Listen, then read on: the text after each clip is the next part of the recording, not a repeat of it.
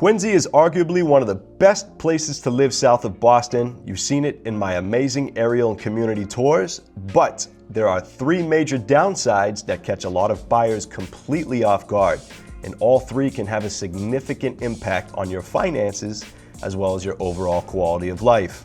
In today's video, I'm breaking down what I consider to be the three biggest drawbacks of living in Quincy: flood zones, traffic, and taxes. I'm Riley Walters with the Wolfpack at eXp Realty, your #1 realtor and trusted resource in Greater Boston and surrounding communities, and I want to be the one to help you and your family find the exact home you're looking for, whether it be an apartment, condo, single family, multifamily investment, or land for development. Real Estate Riley's got your back. So call me directly, my number's in the description. Let's get to it. All right, we're gonna kick it off with flood zones. Quincy is covered in flood zones. There is a ton of them. And many buyers, unfortunately, don't realize this until they get here. And one thing that's very important, if you are under contract to purchase a property and you don't know what your insurance premium is going to be, especially for flood insurance, and then you find out that it's extraordinarily high, you're screwed. You have no way of backing out of that contract. So it's very important that you call your insurance company first and you open a binder. You definitely want to get quotes for 2 different types of insurance, because flood insurance is a huge factor here in Quincy. All right, now depending on the property's location, elevation level, and distance from the water, we're talking a difference of could be less than $1,000 premium up to $5,000 or more per year. So it's very important that we do our research first. All right, so we're gonna take a look at the FEMA flood map here so I can educate you guys. This is the official viewer.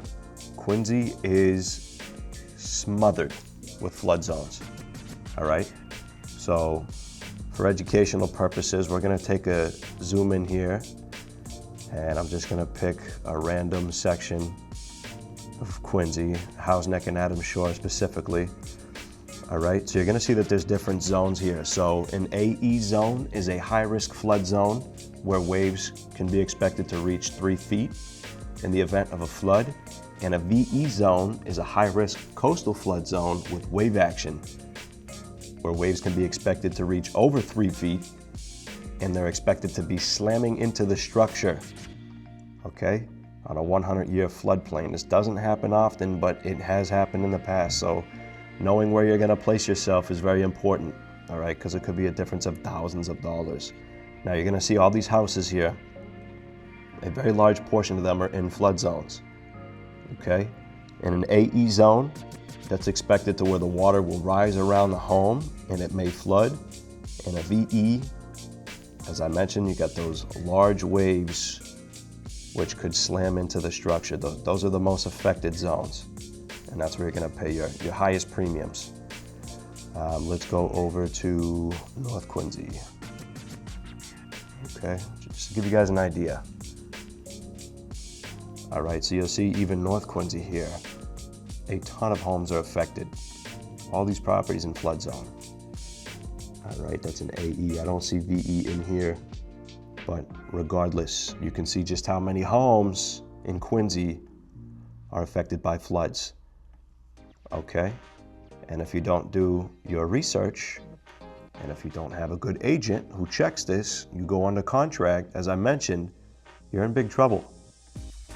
All right, if you're lucky enough, you can find a way to back out of a real estate contract, but for the purposes of this, you generally can't. Okay, so it's very important that you know where you're placing yourself, okay? You wanna make sure you call your insurance company, open a binder, and ask about flood insurance, because you don't wanna end up in a position where you're paying thousands of dollars per year. Okay, now we have the commute. Quincy does have a bad reputation for traffic, so let me break it down for you. If you live in Quincy, it's important to know where you're gonna place yourself based on your day-to-day schedule, because traffic does get pretty heavy, with the Braintree Split being the biggest monster of the city at 250 to 275,000 vehicles passing on any given weekday. We have 3A, 93, Hancock Street. Those all get jammed during rush hour. So it's important to know where you're gonna place yourself.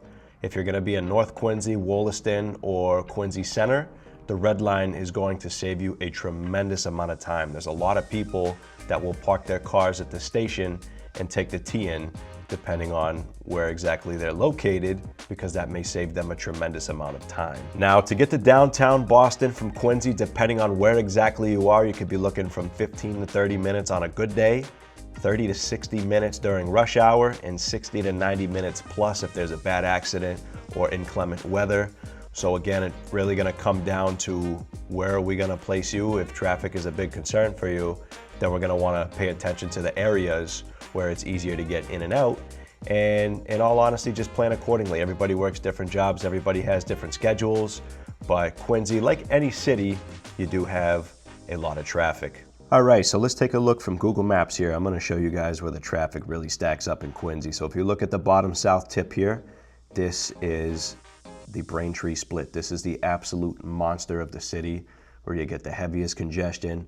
Come up here all the way through 93, gets congested as well. Now, if you look over here on Route 3A, this meets at the Neponset Bridge, which then feeds into 93. Traffic gets very heavy upon Route 3A right here. And what many people will do is they will try to cut over and take 3A to avoid the traffic on 93.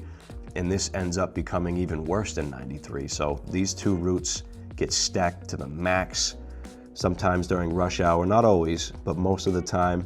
3A also feeds into Hancock Street, which comes down to Quincy Center. You get some heavy congestion in here as well during rush hour.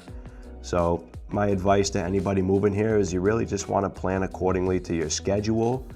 And if traffic is absolutely unavoidable, then if you work a regular schedule, then whether you're going north or south, we just want to be careful where we place you. That's all. We obviously want to get you in North Quincy or somewhere closer to where you can hop right on the highway. That way you're not catching all the traffic between the grids. All right, aside from that, that is pretty much it. You're gonna have traffic everywhere, guys. It's not just Quincy, right? A lot of people say Quincy's the worst for traffic, but in all reality, every single city has traffic. Some more than others, but at the end of the day, it's unavoidable.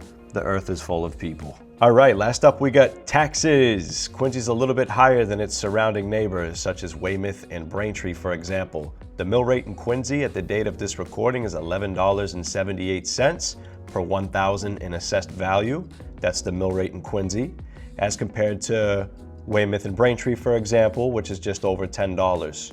So if we're looking at a property with an assessed value of $600,000, for example, you're going to be paying between $1,000 to $1,200 more per year in Quincy than areas nearby such as Weymouth and Braintree. Now, one important thing, higher taxes does not necessarily mean a higher monthly payment overall.